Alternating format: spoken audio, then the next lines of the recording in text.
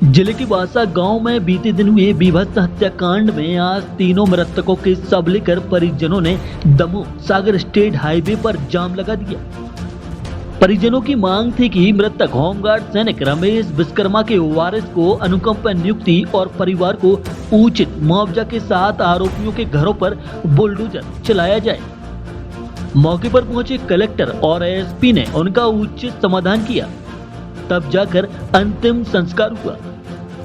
इस दौरान मृतक के परिजनों ने बताया कि आरोपी पहले भी पुलिस के सामने जान से मारने की धमकी दे चुके थे, जिसकी लिखित शिकायत कलेक्टर और एसपी को दी थी। मामले में दमोह के एक बिल्डर का नाम भी बार बार आ रहा है। परिजनों का कहना है बिल्डर ने धमकी दी थी कि तुम नौकरी नहीं कर पाओगे, और आरोपी जिस गाड़ी से आई थी वह भी बिल्डर की थी। यही नहीं, जिन हथियारों से हत्या हुई वो हाईटेक और महंगे थे। पूरे घटनाक्रम को लेकर पुलिस से भी भारी चूक हुई। पुलिस मामले को गंभीरता से लेती तो इतना बड़ा हादसा नहीं होता। बता दें कि जिला मुख्यालय से करीब 10 किलोमीटर दूर देहात थाना के वांसा तार खेड़ा गांव में सोमवार सुबह अनाधुंध फायरिंग और धारदार हथियार से 3 लोगों की हत्या कर दी गई। हत्या की वजह पुरानी रंजिश बताई गई है। मृतक होमगार्ड सैनिक के भांजे राहुल विश्वकर्मा ने राजा विश्वकर्मा, गोलू विश्वकर्मा और सजल विश्वकर्मा पर हत्या करने के आरोप के साथ बिल्डर रॉकी सुरेखा पर आरोपियों को हथियार उपलब्ध कराने के साथ हत्याकांड के षड्यंत्र में शामिल होने तक के आरोप लगाए हैं।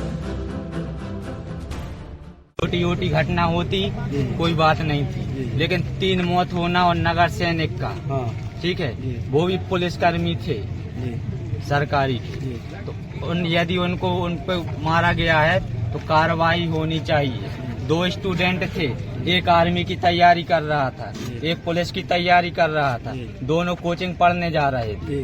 तो कोचिंग जाते समय रास्ते में इन लोग की रंजिश चल रही थी 3-4 दिन से, ठीक है, 4 दिन से चल रही थी। तो कल इनने घटना को मतलब उन लोग को मार दिया। जिन ने साथ दिया है पूरा परिवार है उन लोग के। किसने साथ दिए हैं, क्या नाम है? 5 भैये हैं उनके परिवार में, दादा लोग के 5 भैये हैं और 5 से कल सभी फरार हैं और इनके घर से 3 बजे से रात से फरार हैं। इन लोग के ऊपर भी बुलडोजर कार्रवाई होनी ही चाहिए। छोटी छोटी घटना नहीं है, ठीक है। और इन लोग के पास मेन बात, घर में खाने के लिए खाना नहीं है। पिस्टल, बंदूक, बुलेट गाड़ी आई कहाँ से? और बुलेट गाड़ी जो है मैंने सुलेखा कहाँ देखी है, उसी का ड्राइवर है और गाड़ी भी उसी की है। बंदूक भी है उसी की है। 5-6 लाख रुपए भी कल वो रखे थे। हमारे घर में आके फायरिंग की, घर में आके फायरिंग करने के बाद 3-4 गोलियां चलाई। मंजले आप लोगों ने कोई आवेदन दिया था कि आप लोग की जान मान को नुकसान है? आवेदन दिया है एसडी साहब को, कलेक्टर साहब को, दोनों को आवेदन दिया था अपनी सेफ्टी के लिए कि इन लोग के ऊपर थोड़ी कार्रवाई की जाए, इन लोग से पूछताछ की जाए कि आगे इन लोग के साथ कोई घटना ना कर दे। किस के नाम दिए थे आपने आवेदन में? आवेदन में राखी सुरेखा था, जो बछिया वाली घटना हुई थी राखी सुरेखा था, ठीक है, उस गाड़ी में भी प्रेजेंट था और झूठी न्यूज फैला दी, इन लोग ने मारा। और नगर सैनिक रमेश विश्वकर्मा ने मारा, बल्कि वो यहाँ से ड्यूटी करने के बाद 5-6 बजे घर गए हैं, उनने कपड़े बदल दिए हैं, इतने में घटना हो गई बाहर। और 2 जन थे जिनको कल मार दिया गया। तो उनको उमेश और विक्की को उन दोनों ने सिर्फ हाथापाई की थी, और वो भी इतनी हाथापाई नहीं की थी कि जबलपुर तक रेफर करने वाला ऐसा कोई केस हो।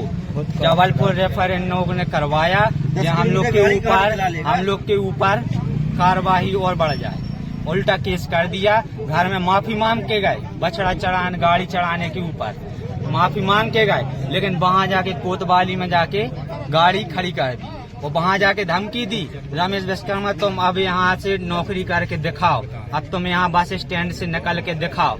तो मैं जान से नहीं मार दिया तो कहना ये घटना बहुत बड़ी कर दी तुम लोग ने, और बल्कि उनको हाथ 1% नहीं लगाया। किसने धमकी दी? राखी सुरेखा ने। 4 पुलिस अधिकारी वहीं खड़े थे कोतवाली के, वो अकेले 5 4 व्हीलर खड़ी थी।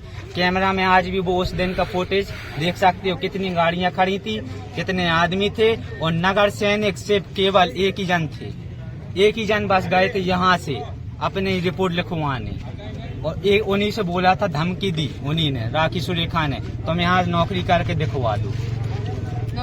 आज 3 बातें थी। इन 3 बातों पर हम लोगों ने पहले से ही हमारा मंतव्य बन चुका था। पहली चीज़ अनुकंपा नियुक्ति, तो होमगार्ड सैनिक थे, वो सर्विंग थे, तो उनको अनुकंपा नियुक्ति की पात्रता है। उनको अनुकंपा नियुक्ति तत्काल हम कल ही उसको प्रोसेस कर देंगे। हमने इनके परिजनों को कल बुलाया है और जैसे ही उनकी तरफ से हमें जो उनके वैध उत्तराधिकारी हैं उनका आवेदन मिल जाएगा, हम तत्काल अनुकंपा नियुक्ति की कार्रवाई कर लेंगे। दूसरा मुआवजे की बात है, तो मुआवजे के लिए भी हमने कहा है कि कल ही हम इस पूरे प्रकरण को हम उच्च अधिकारियों तक पहुंचा देंगे और मुझे लगता है कि जल्दी हम मुआवजा स्वीकृत कराने में सफल होंगे। और तीसरी चीज़ है कि जिन लोगों ने इस तरह के विभत्स हत्याकांड को अंजाम दिया है, उनके घरों पर बुलडोजर चलाए जाएं। तो इस संबंध में भी पुलिस अधीक्षक से चर्चा हो गई है। वो लोग प्रकरण की गहन तफ्तीश में लगे हैं और आरोपियों के नाम हमें मिलते से ही हम ये वाली कार्रवाई भी प्रारंभ कर देंगे। तो ये आज जो यहाँ पर बासा ग्राम के बाहर हाईवे पर जाम लगा हुआ है रास्ते पर, कल की जो यहाँ दुर्घटना हुई है जिसमें एक परिवार की 3 लोगों की हत्या की गई, उसके बाद जो परिवार के सदस्य थे उनकी कुछ मांगें थी जो इन्वेस्टिगेशन से लेके और मुआवजे और अनुकंपा नियुक्ति को लेकर, उसके संबंध में वो लोग प्रशासन से बात करना चाह रहे थे और ये जाम उन्होंने इसीलिए प्रशासन को पॉइंटर करने के लिए जगाने के लिए बुलाया था। और कलेक्टर साहब की और मेरी उनके परिवार लोगों से बात हुई है और जो भी उनकी मांगे उन्होंने मांग पत्र में लिख के दी हैं। हमने उनसे बोला है कि उन पर सख्त कार्रवाई की जाएगी और कहीं पर भी किसी प्रकार की कोई लापरवाही नहीं है। सर बिल्डर्स का भी नाम आ रहा है सर, क्या उस पर परिवार के लोगों ने जो आरोप लगाए हैं जिन लोगों पर, उसमें एक लोकल बिल्डर का नाम भी आ रहा है। हमने पहले भी यही बात बोली है कि जिस भी व्यक्ति का नाम इन्वेस्टिगेशन में साक्ष्य के साथ कॉन्स्पिरेसी से लेके अपराधियों की हेल्प करने से उनको भगाने तक मिलेगी, जो व्यक्ति इसमें शामिल है हम उनको सब में एफआईआर में शामिल करेंगे, इन्वेस्टिगेशन में शामिल करेंगे और उन पर जो भी वैधानिक कार्रवाई होती है कड़ी से कड़ी सजा दिलवाने का काम करेंगे। सर एक लेटर वायरल हो रहा है जिसमें अभी तक 3 आरोपी जो मुख्य आरोपी हत्या में कार्य करने में शामिल हैं, उनकी कोई लोकेशन, कोई वेयर अबाउट प्राप्त नहीं हुए हैं, अभी वो गिरफ्तार नहीं हुए हैं। हमारी टीमें लगातार लगी हुई हैं और जल्दी उनको पकड़ने का काम करेंगे। सर एक लेटर वायरल हो रहा है जिसमें पीड़ितों के द्वारा पूर्व में ही अपनी हत्या का आशंका जता चुके थे और एक पुलिस अधीक्षक और दमोह कलेक्टर के लिए उन्हें आवेदन दिया था, तो उस पर राखी सुरेखा नाम के बिल्डर पर कार्रवाई क्यों नहीं की गई आखिर? पूर्व में जो इन्होंने शिकायत पत्र दिया हुआ था उसमें दोनों पक्षों की प्रतिबंधात्मक कार्रवाई भी हो चुकी है और उसके एप्लीकेशन देने के पहले ही दोनों पक्षों की तरफ से एफआईआर हो चुकी थी। जो इनके स्टेटमेंट्स उसका शिकायत जांच में लिए गए हैं, उसकी शिकायत अभी जांच चल रही थी। दोनों पक्षों से लगातार बात हो रही थी, मेरे ऑफिस में भी और कलेक्टर ऑफिस में भी ये लोग पेश हो चुके थे, लेकिन ये दूसरा पक्ष इस दुर्घटना को या इस विवाद को इस स्तर तक ले जाएगा ये किसी ने एंटिसिपेट नहीं किया था। ना ही इनका पुराना क्रिमिनल रिकॉर्ड इस प्रकार का पाया गया था कि ये किसी प्रकार के इनको थ्रेट माना जाए, ना ही इसमें कोई आतंक अपराधी था। दूसरी तरफ से दोनों पक्षों का ये कहना था कि दूसरा पक्ष जो है वो दबंगई कर रहा है, वो गांव में पुलिस को यूज कर रहा है, पुलिस को गलत तरीके से यूज कर रहा है, इन्वेस्टिगेशन को प्रभावित कर रहा है। तो हम उन दोनों पक्षों की लगातार जांच कर रहे थे, लेकिन ये दुर्घटना इस प्रकार से कारित होगी इसका किसी ने एंटिसिपेशन नहीं किया था।